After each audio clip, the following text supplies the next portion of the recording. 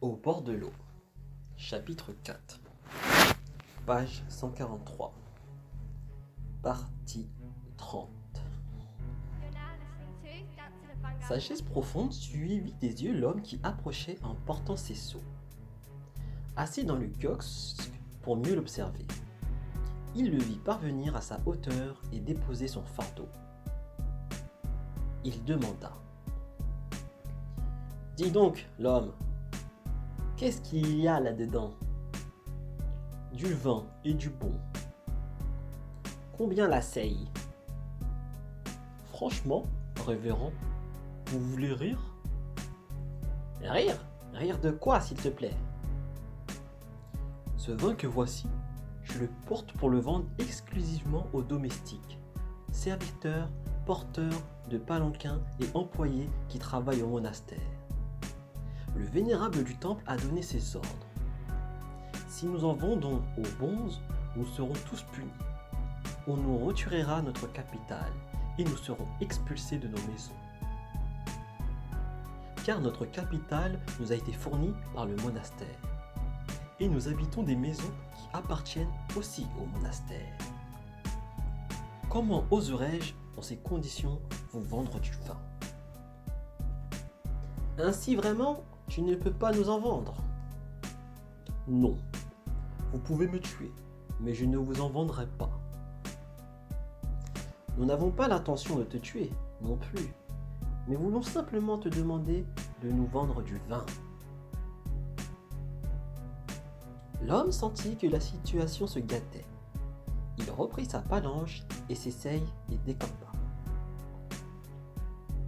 Sagesse profonde sauta du kiosque, le rattrapa aussitôt, saisit à deux mains la palanche et d'un coup de pied, un seul, au bas des reins, envoya l'homme rouler sur le sol. L'autre, tenant à deux mains l'endroit contusionné, resta par terre, en boule et longtemps incapable de se relever. Sagesse profonde prit les deux seilles de vin et les emporta à l'intérieur du kiosque. Ramassa le chauffe-vin tombé à terre, souleva un couvercle et, oubliant tout le reste, s'affara à puiser le vin froid et à le boire tel quel.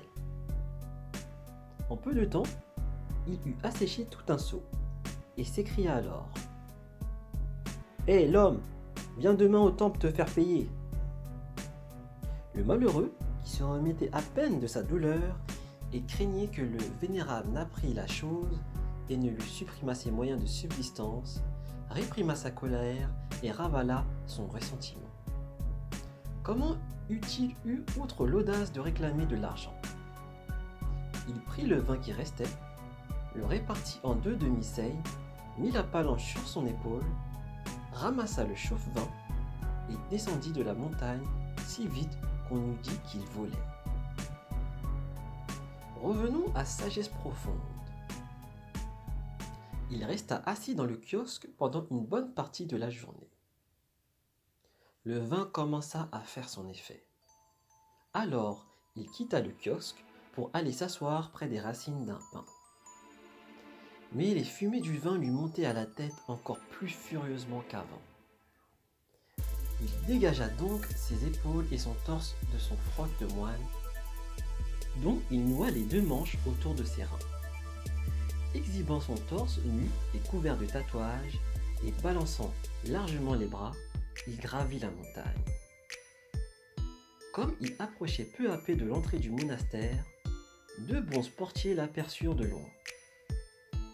Ils empoignèrent des triques de bambou fendus et vinrent se placer en travers de la porte, où ils bloquèrent le passage à Sagesse profonde en criant : « Tu es un disciple de Bouddha.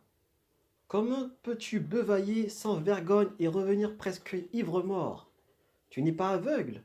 Tu as bien dû voir l'affiche qui est collée dans les magasins. Tout moine qui enfreindra les interdits et boira de l'alcool sera puni de 40 coups de latte de bambou et chassé du monastère. Les portiers qui permettront à un moine ivre de pénétrer dans le monastère recevront eux aussi 10 coups. Allons, dépêche-toi de redescendre si tu veux t'épargner la bastonnade. » Or, tout d'abord, Sagesse Profonde n'était moine que de Freistatt. Et par ailleurs, son ancien tempérament n'avait pas encore changé. Il écarquilla des yeux furieux et lança: Putassier violeur de Homère, vous voulez vous battre avec nous? Eh bien, nous sommes votre homme, vous allez voir. Les deux portiers virent que l'affaire prenait mauvaise tournure. L'un rentra à toutes jambes à tire-d'ail, eût-on dit, pour avertir le prieur, tandis que l'autre faisait mine de brandir sa trique de bambou pour arrêter Sagesse Profonde. Ce dernier para sans peine de la main, écarta ses 5 doigts et asséna au portier une gifle, une seule, en pleine face. Sous la violence du coup, le drôle fit la culbute. Comme il se relevait péniblement, Sagesse Profonde lui décocha encore un coup de poing qui l'envoya, criant misère, s'écrouler au bas de la porte. Va, nous te faisons grâce, imbécile, dit simplement Sagesse Profonde, en entrant d'une démarche trébuchante dans le monastère. Le prieur, alarmé par le portier, appela, lui, les domestiques, ouvriers, serviteurs et porteurs de palanquins, quelques 30 hommes au total, qui s'armèrent tous de triques de bois blanc et sortirent au pas de course par la galerie de l'ouest. Ils tombèrent juste sur Sagesse Profonde, qui, les voyant venir, poussa un rugissement formidable. On eût eu dire que le tonnerre sortait de sa bouche. À grande enjambée, il se jeta sur eux.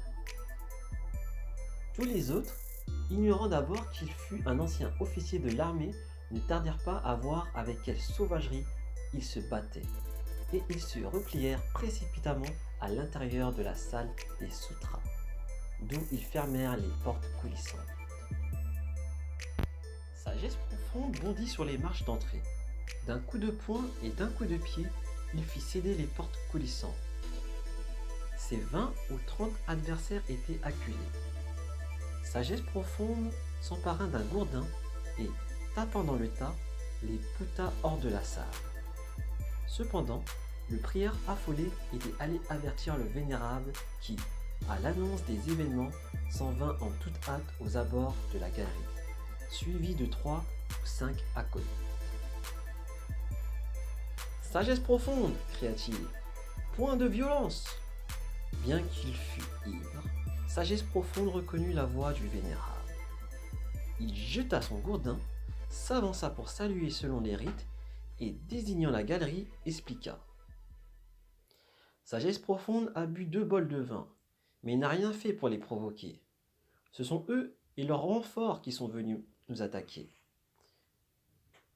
Par considération pour moi, dit le vénérable, va vite dormir. Nous reparlerons de cela demain. Si ce n'était pas par considération pour le vénérable, lança Sagesse Profonde, nous aurions tôt fait de vous roser à mort, bande d'ânes chauves. Note. L'âne était en Chine, comme dans beaucoup d'autres pays, le symbole de la stupidité, et le malheureux animal servait dans bien des expressions désobligeantes. On disait couramment l'Unian Mayan, l'année de l'âne et le mois du cheval, pour signifier jamais comme nous renvoyons au calende grec. L'expression injurieuse Tulu, âne chauve, était une douceur coutumière à l'adresse des gens au crâne rasé, autrement dit de la frocaille. L'allusion était que les ânes n'ont pas de crinière, à la différence des chevaux. Fin de note. Il jeta son gourdin, s'avança pour saluer selon les rites, et désignant la galerie, expliqua.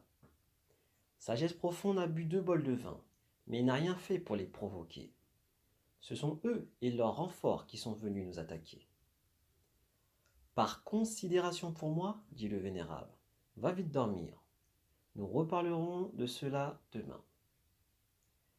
Si ce n'était par considération pour le vénérable, lança Sagesse Profonde, Nous aurions tôt fait de vous roser à mort, bande d'ânes chauves. Le vénérable ordonna à des acolytes de soutenir Sagesse Profonde jusqu'à sa banquette de méditation, où il s'effondra pour ronfler bruyamment quelques instants plus tard. Grand nombre de bonzes importants entourèrent alors le vénérable et dirent : « Naguère, vos humbles disciples ont déjà mis en garde le vénérable. Mais après ce qui vient de se passer, qu'allons-nous faire ? Y a-t-il place dans notre monastère pour cette espèce de chasse sauvage ? Il compromet la pureté de notre règle. » Le vénérable répondit :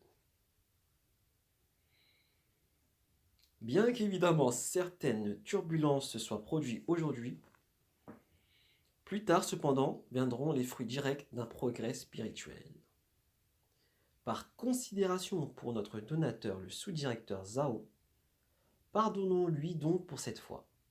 Je veillerai à ce qu'il ait demain un blâme, et n'en parlons plus. » Les bonzes se dirent entre eux en ricanant : « Voilà certes un vénérable qui ne brille pas par sa clairvoyance. » Puis ils se dispersèrent et allèrent se reposer.